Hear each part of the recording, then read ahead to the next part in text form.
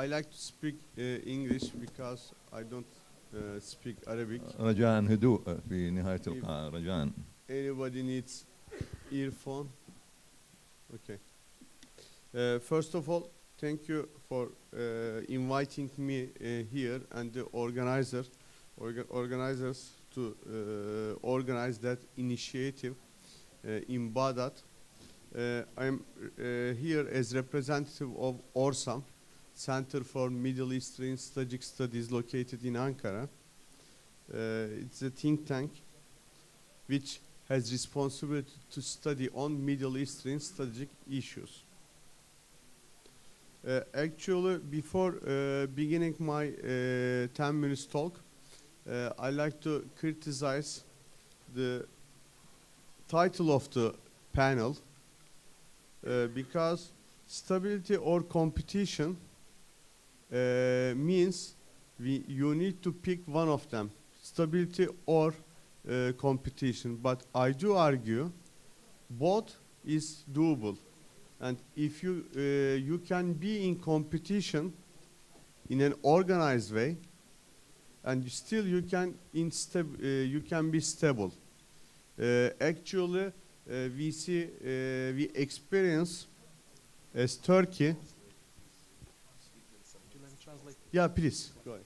في بادئ الأمر أود أن أنتقد عنوان الجلسة اليوم واللي هو الحوار حوار بغداد اللي هو التنافس أو الاستقرار. يقول هي أما أن تكون عن التنافس أو الاستقرار.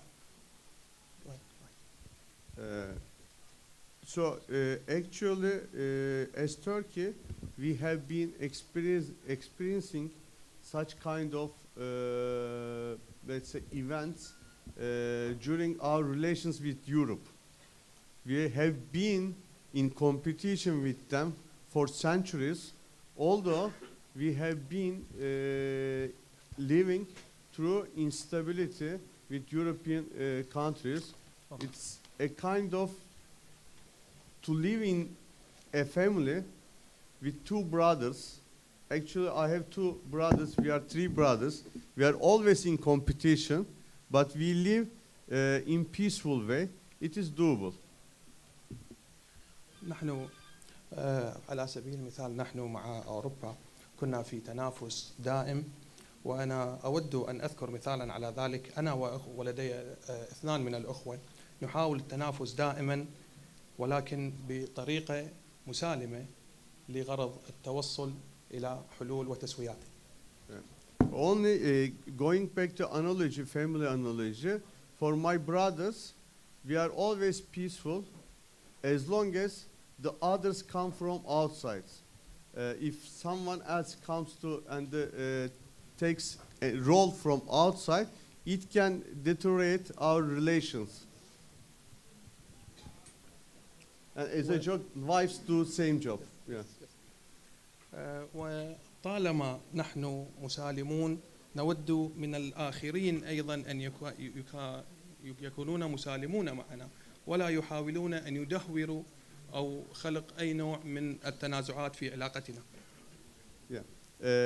If you go back in that perspective to the Turkish situation, yes, Turkey is a Middle Eastern country, but Turkey is not only Middle Eastern country, but also European, Caucasian, Mediterranean, and Anatolian country, which means we have lots of security concerns regarding different regions. We have security concerns caused by Caucasia. We have security concerns caused by Europe. We have security concerns caused by Middle Eastern. وبما أن تركيا هي في الشرق الأوسط هي أيضا أوروبية وهي أنطالية وهي قوقازية وهي تطل على البحر المتوسط، وبذلك لدينا الكثير من المشاكل أو القلوق الأمنية الداخلية والخارجية مع المحيط الخاص بدولتنا. And as of now, because our security concerns caused through Middle Eastern are two terrorist organizations, PKK and Daesh or ISIS, whatever you call. These two terrorist organizations have been executing terrorist attacks against Turkey, and I'm afraid 2016 was the worst year, especially last 2 years were two worst years for Turkey in terms of terrorist activities. وغالبا ما نواجه مشاكل أمنية من جهتين، وهي حزب العمال الكردستاني وداعش، وحيث قامت بالسنتين الماضيتين بالكثير من العمليات الإرهابية في داخل تركيا كما تعلمون. Actually, the first terrorist organization, PKK, increased its terrorist activities against Turkey after the Gulf War in 1991, and the other one emerged its terrorist activities after 2003 Iraq War. Two invasions, two wars against foreigners to Iraq. واقعا حزب العمال الكردستاني زاد من فعالياته أو أفعاله الإرهابية بعد حرب الخليج الأولى عام 1991. أما الثانية وهي داعش بدأت منذ عام 2003 و2004 بزيادة عملياتها الإرهابية مهما اختلفت التسميات لها. Also for the Daesh, there are also connections to the Syrian civil war. So since the Syrian civil war emerged, activities of Daesh expanded to the Syria, which means to the Turkish border, to the Syrian border. It also deteriorated the Turkish security from the Syrian side.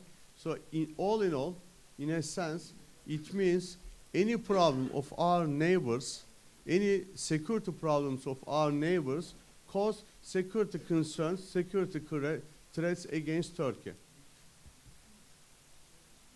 وبسبب الحرب الأهلية داخل سوريا توسعت ووصلت إلى حدودنا، زاد ذلك من المخاوف داخل البلاد، وزادت من مخاوفنا وركزنا من قواتنا على الحدود. أي مشاكل أمنية تقع في أي بلد مجاور لنا لابد لنا أن نتخذ الإجراءات اللازمة للحد منها. As an academic, not a political activist or not a politician, as an academic, I am trying to criticize Turkish foreign policy through the region. So when I assess Turkish foreign policy, I only see consistency, not pragmatism. Consistency because in Iraq have been waging war until 1980s. The first period was Iran-Iraq war. The second one was the Gulf War. The third one was the Iraq war. So Turkey didn't engage in any wars of these wars. For the first one, Iran-Iraq war, Turkey didn't interrupt. For the second one, Americans pushed Turkey and the deceased Turkish President Özal. Since the chief of staff resigned, Turkey didn't interrupt the war. And for the third one, Iraq war, 2003, Turkish parliament rejected to the interruption or the engaging to the Iraq war. This is consistency. أنا لست سياسي، ولكني أحاول انتقاد السياسة الخارجية التركية لأنني أجد فيها نوع من الاستمرارية أو التناقضات وليس البراغماتية. فمثلا لدينا ثلاثة أمثلة هنا، وهي حرب حرب إيران والعراق، والتي لم تنخرط فيها أو لم تشارك فيها تركيا، وكذلك الحرب الثانية واللي هي الحرب بين أمريكا والغزو على العراق، وأيضا حاولت أو البرلمان التركي رفض مشاركة القوات فيها.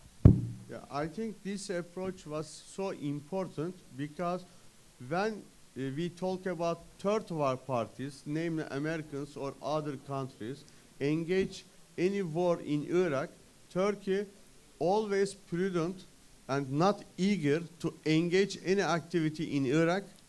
Only Turkey have been concerns for the PKK terrorist organizations and incursions from PKK to Turkey. I think it really matters. Matters for also Syria. Turkey waited for 5 years to execute European shield to Syrian soil. But since in 2016, spring of 2016, lots of rocket attacks against Kilis, Turkish neighbor city, seen many and affected the daily life.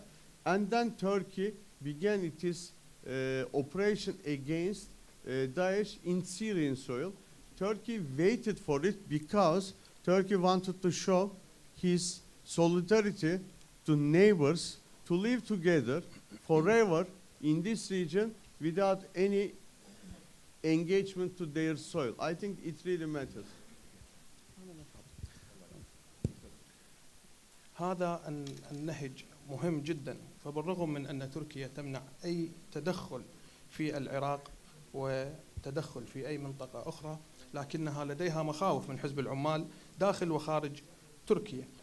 فمثلا تركيا ولمدة 5 سنوات من الحرب الأهلية داخل سوريا لم تتدخل ولم تحاول التدخل في الحرب فيها، إلا إلى أن كانت هنالك انفجارات صاروخية وقصف من داخل سوريا على تركيا أدى بها إلى البدء بالرد للإظهار إلى الجيران بأننا نعيش في تضامن ويجب علينا ردع أي عدوان يحاول خلخلة الأوضاع في المنطقة.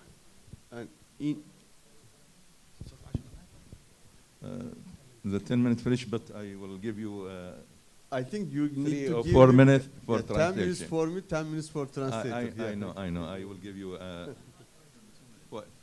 4 minutes. Okay, 4 okay. minutes. Let me finish it. And Iraq waged war against Daesh in Mosul in east. Turkey waged war against Daesh in west, in El Bab. I think it is really important for the fight against ISIS, the fight of civilization, namely Iraq and Turkey, against Daesh terrorists. I think we will reach victory, but the main problem is de-radicalization process of Daesh terrorists or reintegration of them to the society. It is going to be a big deal, I guess. أظن أنه من المهم للعراق أن يحارب داعش من الجهة الشرقية وتواجهه تركيا من الجهة الغربية. من المهم لهذه الحضارتين لاستمرار هاتين الحضارتين محاربة داعش لغرض خلق السلام وإبعاد التطرف الذي هو من المشاكل الأساسية. Let me finish my talk by stating that unfortunately this is not the most violent, the bloodiest period of history. In history, there were more bloodiest, more violent wars we lived as humanity. I do believe if we can deal with reintegration of these militant Salafist people to the society and de-radicalize them, we can overcome that problem. I think the main problem is not defeating them on the field, but defeating them after the victory to reintegrate them to the society. I think this is a big deal. Thank you. لسوء الحظ أود أن أذكر بأن هذه الحقبة ليست من أكثر الحقب الدموية في تاريخ الإنسانية، فهنالك كانت حقب أكثر عنفا منها في العالم. وأعتقد لغرض اجتثاث هذا التطرف ينبغي علينا العمل كمجتمعات ومحاولة خلق أجواء أفضل في المستقبل.